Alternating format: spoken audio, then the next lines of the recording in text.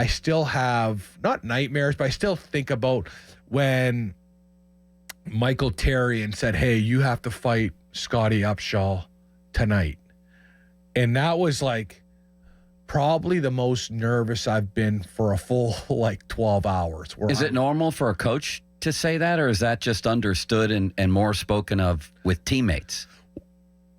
Well, that was the first coach that said it to me. That was the first coach that pretty much said, you're going to fight him tonight. Like he put it pretty straight, like you are going to fight him tonight. And like, where did he tell you? Like how soon before the game? Morning skate. And if anyone's seen Chris Letang, he's on Instagram right now. He's like throwing around weights like I could never. And even when Letang was younger, like he was so strong. And I was built, you see me, I'm built like how I am. I'm wiry, but I remember in the morning skate, before the morning skate, I think it was game 2.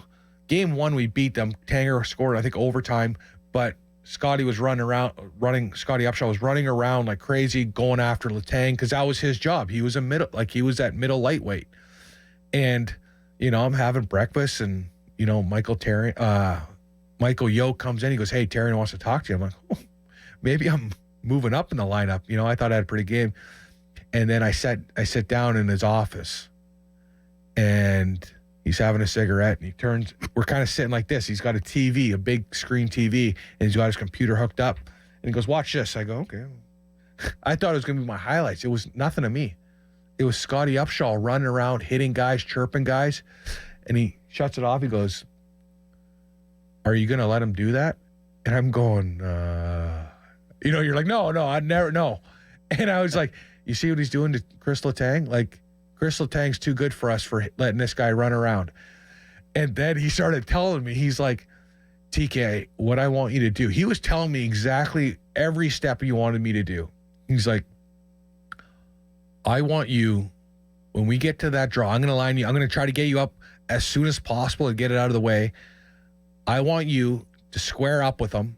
And just before the puck drops, I want you to back up 20 feet. And I want you to shake your gloves. And I want you to challenge them. So everyone in the Mellon Arena knows that he's got to answer the bell, or it's, that's where that mindset. And this is at 8:30 in the morning, 9 o'clock. And I'm going, wow, what a wake up call this is, and he goes, that's what I want you to do. And then he starts going, he's not going to fight you. Cause I think I had 3 or 4 pretty good fights. I beat up like, Mike Comrie. I had a couple good scraps my first year. And he goes, he's not going to fight you. And I'm in my head, I'm going, coach, like no one's ever said no to me in my whole life. Cause I had always had a baby face, never thought they can kill me, but I actually knew how to fight pretty good. And so all afternoon I couldn't eat breakfast. No pregame nap that day? No, pregame nap. I was ready to eat the wall, I didn't eat no lunch, nothing. Even in morning skate, like it is there, the feeling you get when you have to do something and it's actually physically fight someone, it is like, it's like you get nightmares from it because it's like war. It's like, hey, we're going to see. And then you add the 20,000 people in front of you fight in front of it. It's like in UFC stuff. So like I couldn't do nothing. I was watching his I tried to fight it. I find his fight tapes on the internet on YouTube before they were kind of like Instagram and all that stuff. So I'm looking them up. Honestly, everyone's like, oh, what's wrong? I'm like, I'm fine. Because I didn't really tell too many guys. I don't think I told anyone. But I used to call my parents before every game. And I remember talking to my mom. She goes, hey, are you good? I'm like, it's going to be a rough one. And she's like, what's wrong? I go, hey, you better watch the first 5 minutes. And I'm like, I got to do something here and just make sure I'll be fine, And again, he gets on, he comes off right away. I jump on as soon as the first whistle. Therrien's not even looking at the ice. He's like looking at their bench going, okay, when's he going? He jumps out there. And I am ready to physically kill this guy. Your emotion and your energy, it's like, I was like ready, and the best thing was I don't think he was ready. I don't think he was like he was ready for like playing and ready to play in that playoff game. But when you think of me, and this kind of screwed me up a little bit, all day I was thinking about how to fight him. What should I do? Should I come in swinging right? Should I grab and then start swinging? I was thinking about it all day. So I had like a little bit of a game plan. But anyways, we square up, and I am like shaking. And I'm like going, I said, like, you want to F and see how tough you are? It's time to go now, buds. And I go, you want to go? And this is what he said to me. I swear to God. He goes, please.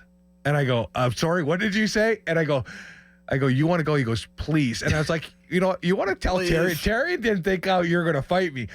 So we end up fighting, and we were both throwing.